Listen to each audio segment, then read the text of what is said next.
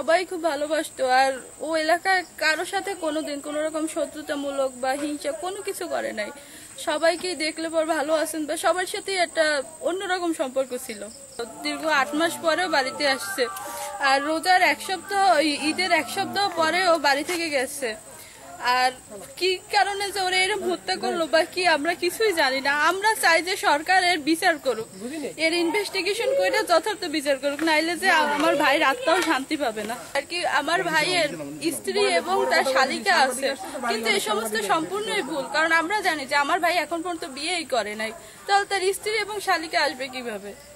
আমার ভাগ্নেরে যারা এইভাবে হত্যা করেছে আমরা তার বিচার চাই। আমি কি দিয়ে থাকবো?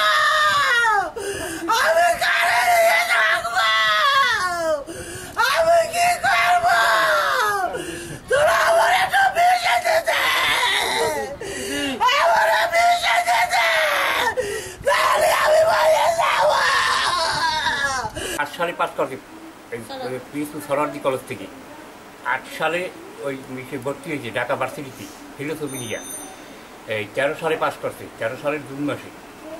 এই পাস করার পরও ছাত্ররা ওই করছে যে আপনি থাকবেন আমার এই। তারপর তখন কি একটা চাকরি পেয়েছে কোম্পানিতে, তখন সার্টিফিকেট আছে, তখন ওই চেঞ্জে আসিয়া বাসা ভাড়া করে সেইখানে থাকে।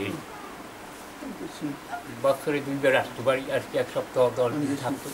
তো দেখতে এই 13 দিন হয়ে গেছে।